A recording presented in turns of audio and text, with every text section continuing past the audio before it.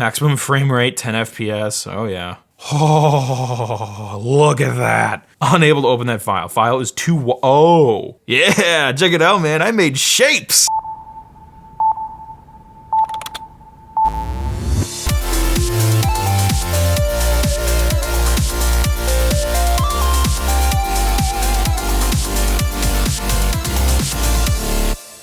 Hey guys, how you all doing? Really? That's just great. You know what? I'm doing pretty great today too because we're busting out the old iBook G3 clamshell. Yes, the same iBook that was in the pilot episode of Vintage Apple Vault. And if you're into vintage Apple products, I highly recommend giving that a watch. Hashtag shameless plug. We're gonna boot her up today and experiment with some software that is older than me. Hopefully it works. And we're starting up. Ah, check out those lips. Those were some nice lips. A network time error. Your Macintosh's clock is set to a year before 1973. That's probably because the clock battery is long since dead on here. So yeah, here we are. Let's hold down the Option key to go to our secret About screen with the Apple Campus in it. macOS Finder. Well, that wasn't very useful. Let's do something more useful. About this computer, we are running macOS 9.2.1. So I have some software on here, but today, we're going to be experimenting with something that I came across when I was writing a future Vintage Apple Vault episode. And the next episodes we have coming up on that show are going to be real kick-ass, so please subscribe and stick around for those. I was researching some stuff about the history of Final Cut Pro and the old Power Macs that Apple made, and while doing that, I read some more interviews from people interviewing Randy Ubilos, who was the chief architect of Final Cut Pro, and he developed Adobe Premiere and all this stuff. He did a lot of stuff in the nonlinear editing space. And I came across this little bundle of joy, which I just effed up. Excuse me. Ah, crap on a stick. Well, I guess I accidentally screwed that up. Let me fix that right here. I don't remember exactly what it said, but it said something like that. Anyway, I came across this little bundle of joy. Adobe Premiere 1.0. It was written in 1991 by Randy Ubilos, and it was originally called Real Time. And just think about how big Adobe Premiere is right now. Like, I bet many of the movies you watch were cut in Adobe Premiere. It's pretty industry standard, and it started back in 1991 with Real Time, which got renamed Adobe Premiere 1.0. This is a copy of it. I'm not sure if it's gonna work, but we're gonna find out together. Let's open it up. Ooh, check out that splash screen. Ho. Written by Randy Ubilos, 1991. Holy crap. Oh my, oh, dude. Hang on, let's hide everything else.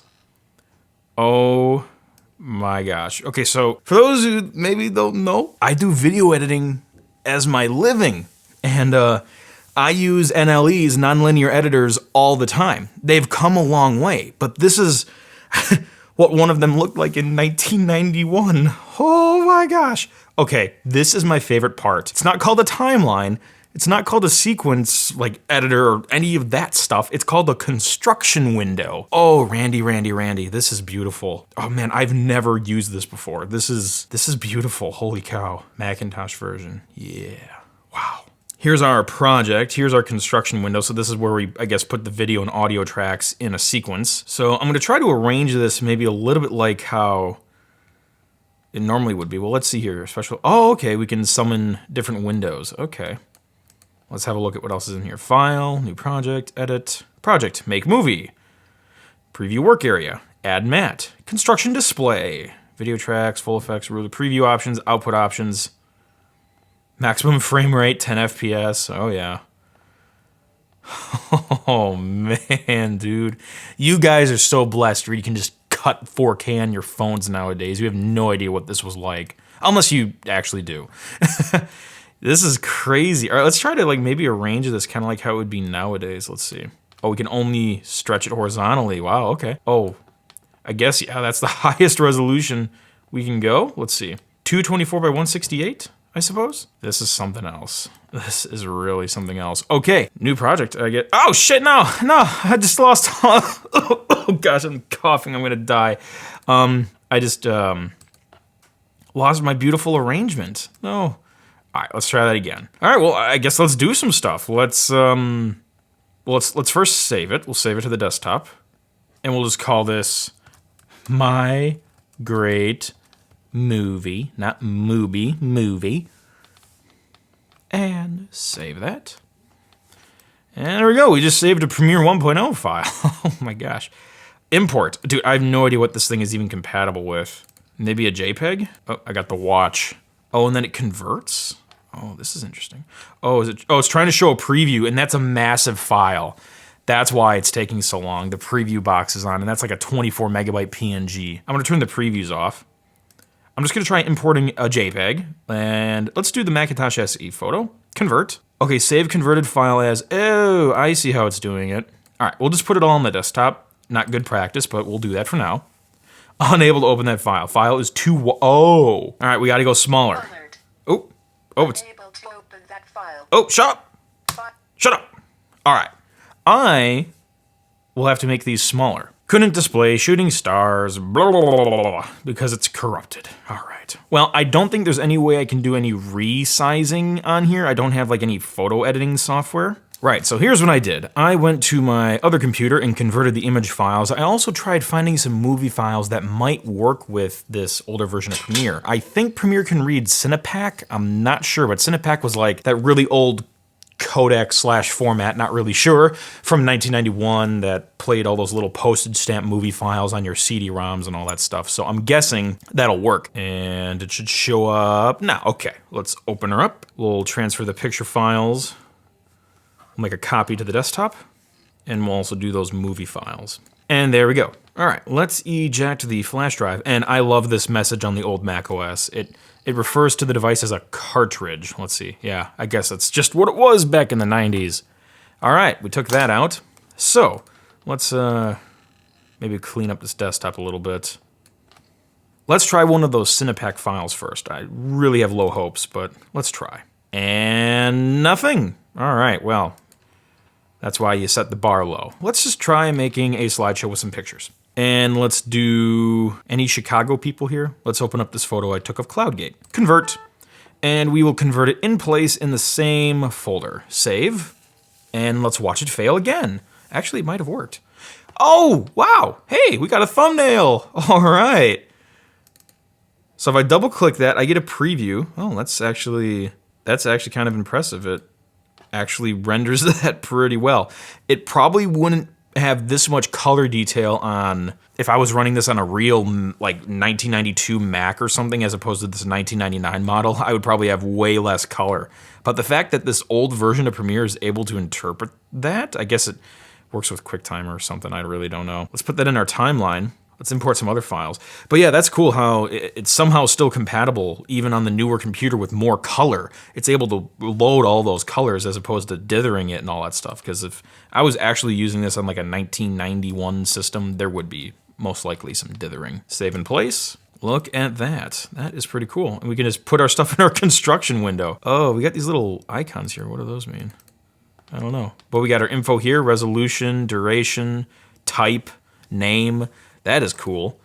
All right, well, so that's our in and our out points. Our playhead. All right, well, let's see. Where's our playhead for our preview? I'm guessing we gotta go to, oh, this is great. Preview options. Let's see, what's an output options? So 160 by 120, 4:3 aspect ratio. You have thousands of colors.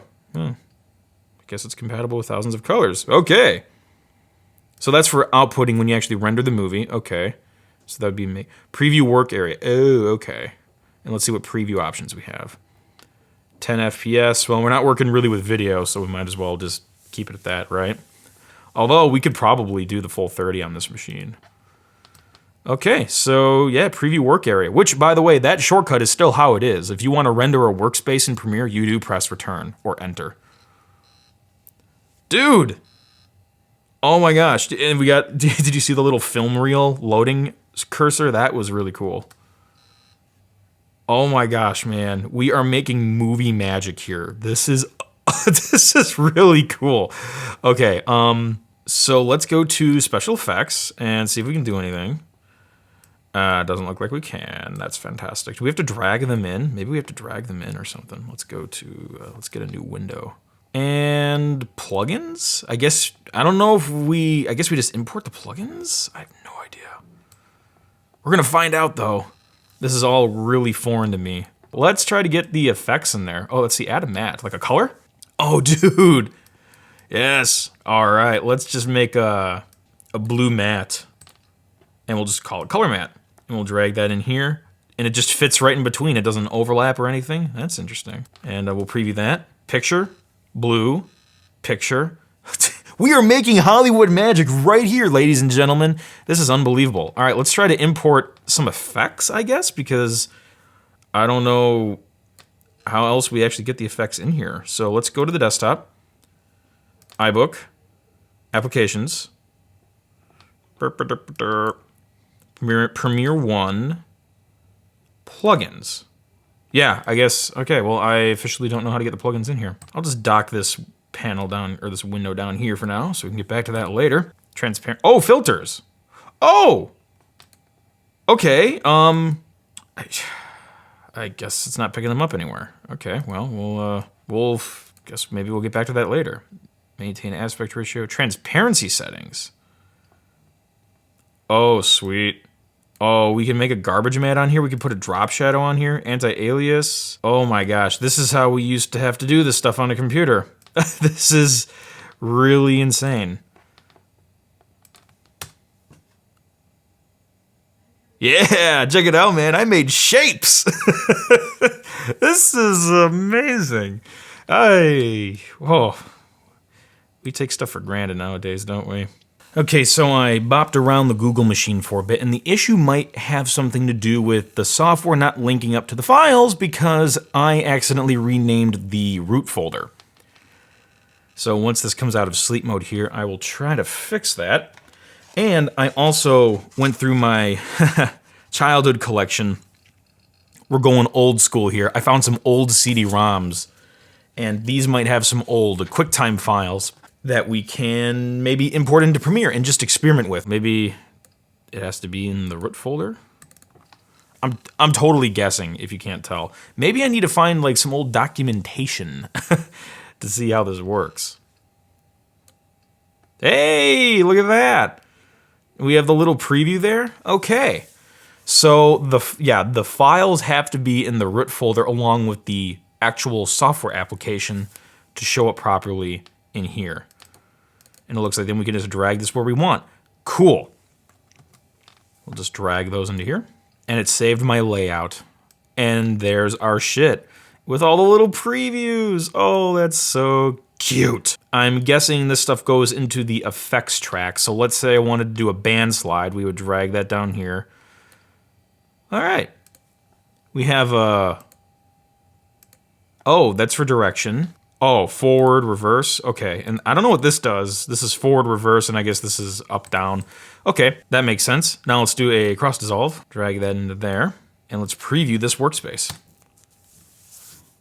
Dude. Oh yeah, that definitely did not line up right, but you can see the effect itself is working though. Cool. So now, we also installed some filters, not just transitions. So I'm guessing I can click on one of these, go to filters. Nice. And then let's add a tint. Oh, dude. This is so freaking cool. It's so primitive, but man, this is what we had. Oh, color balance. Yeah, let's just make it really green. Yeah, like Chicago is like being covered with some like nuclear toxic plague or something. So, business as usual, right? Let's do that. And it's green. Oh, shit. That is amazing. Well done, Randy. Well freaking done. It'd be so cool if he saw this. All right, now let's quit out of this for now, just to free up our massive amount of memory on this computer. And let's try installing or ripping like some old QuickTime movies from these CD-ROMs. This is Club Kidsoft. For technical support, call that phone number. Probably don't, because it probably doesn't exist anymore. Let's pop this baby in. I see movies. Whoa, did somebody just die up there? Huh, someone on floor 9 of the asylum must have just fainted. Anyway, we have media and movies. Nothing. All right, it was named movies, but there was nothing in there. Now I'm sad. Okay, media. What? Did the developer just like not know what to call that file? All right, well, this one might not be of use. Aw, the file banned slide could not be loaded and has been removed from the project. Well, it... Aw, what? All of my effects are dying! How many survived? I don't know if any did. Aw, the cross dissolve died too. Everybody's dying. Well, it was fun while it lasted. Alright, so I'm gonna try to open the sample movie that comes with QuickTime, because I'm not having much luck with my CD-ROMs. I can't seem to find any QuickTime documents on them. Yeah, they were actually referred to as documents, at least in this version of the Finder. So, let's see if this will do anything. Oh my gosh, I think we might have something. Oh, whoa, what? Oh, look at that. And look at these controls. Look at, oh, you can set the in and the out point, or it's telling me that's the out point, but I could set the in and the out point down here. Duration, the change in duration. Oh, and I could, look at that scrubbing. Oh yeah, this is beautiful. Okay, well, I'll just use this. I don't even know what codec this is in, but if I can find out, I can maybe convert some modern files into whatever this is using. So let's take our sample movie, put it in here. Now, I think the movie has sound, but I'm willing to bet the sound did not load. There it is. Oh, look at that performance. Let's watch that again.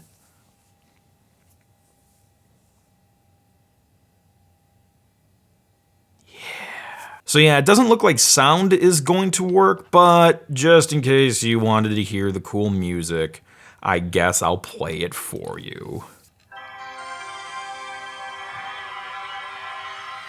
QuickTime, a fragrance from Apple. All right, so through my detective work and the help of VLC, it looks like this file, which is compatible with Premiere 1, was encoded using SVQ1 Sorensen video, and then QDM2 for the audio. Now, what I'm not 100% sure about is, was Premiere natively compatible with this stuff? Or is it just compatible with it because the newer version of QuickTime on the iBook is compatible with it?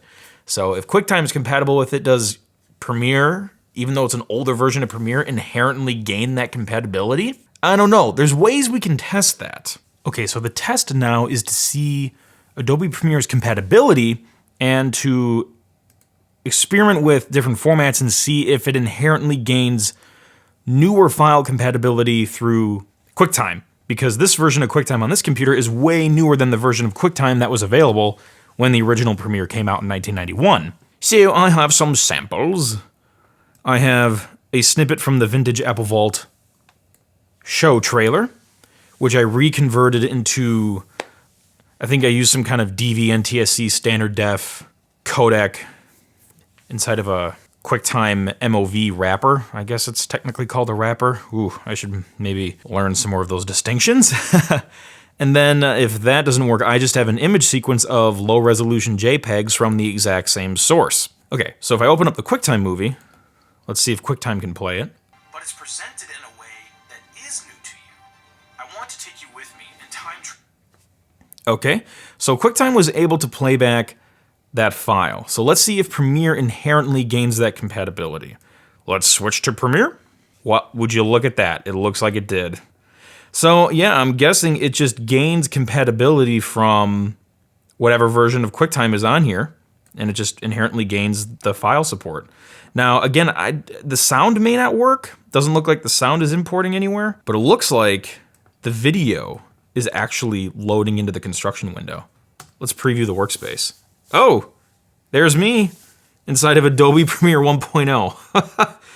Wow, that is insane. Let's expand this play range and let's look at that B-roll shot of the G4 cube. Coming up right around here, 4 seconds. Yeah. All right, that is awesome. Titles, add. Number of titles, wait, what? Okay, I have no idea what that did. Oh, that said tiles. I thought it said titles. Oh, I'm very bad at reading. You can tell the educational system 10 stories underground isn't very good.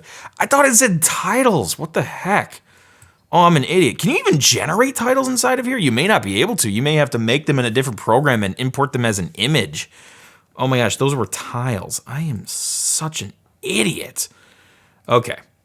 Yeah, I don't think Premiere got a titler until version 2.0 now that I think about it. And this is only 1.0, so that's where we're staying. This needs to be on A, and then it will work like B-roll. It'll cut away to that. Let's have a look. And perfect. Beautiful, beautiful composition, beautiful film. I will give you an Oscar. Okay, I took things to the next level. I now have the original PowerBook picture I was looking for, and I'm going to have it cross-dissolve to that picture while this track plays underneath. Oh, actually, I just realized I forgot to set my endpoint. Oh, all this manual labor. Still, for 1991, digital video, like, this was unheard of. Yeah, I mean, I could tell it was trying to do it. It was really trying to do it. It was choking a little bit, but it was trying. All right, and let's make our movie. Command K. All right, make entire movie, 160 by 120 resolution at 10 FPS. Let's see if we can maybe crank that up a bit. We'll do 5 for the quality. Thousands of colors. We don't have any sound, so that doesn't really matter. Let's try doing 30 FPS, entire movie, okay. We'll save it to the desktop. We'll just call it Untitled because we're lazy, and hit okay. One moment, please. Compiling movie. This is amazing. Oh my gosh. You know, I kind of like this. I might just cut all future videos in Adobe Premiere 1.0. I mean, why not, right? Well, that's interesting. It exported this, and it actually shows up as an Adobe Premiere document. Not a file that I can open up in QuickTime or anything, I guess. It just opens up as this. I don't know, maybe it's because I don't have any other compatible media player or what, but yeah, I guess it just put it into this. Well, it has a little bit better real-time playback now. That is insane. All right. Hang on, hold on a second. This is fun and all, but what I really think would be fun is to test Adobe Premiere 1.0 on a system that's from the time period. I'm talking about the early 90s and System 7. So I wanted to install Adobe Premiere 1.0 plus transfer some picture and video assets onto a floppy disk to load it up on one of my System 7 Macs. But I couldn't get my external floppy disk drive to work, so I couldn't write any files to any of the disks.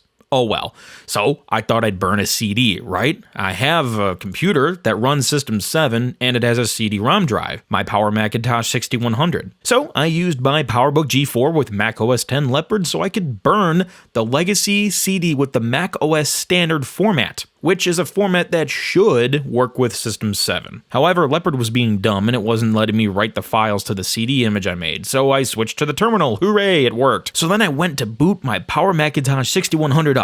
I needed a bunch of conversion technology to hook a VGA monitor up to it. I just used the dongles that I had. I spent about a half an hour tracking everything down, dongle-wise, so now I made a bag of frequently used legacy adapters so that doesn't happen again. Hopefully. I booted up, nothing happened.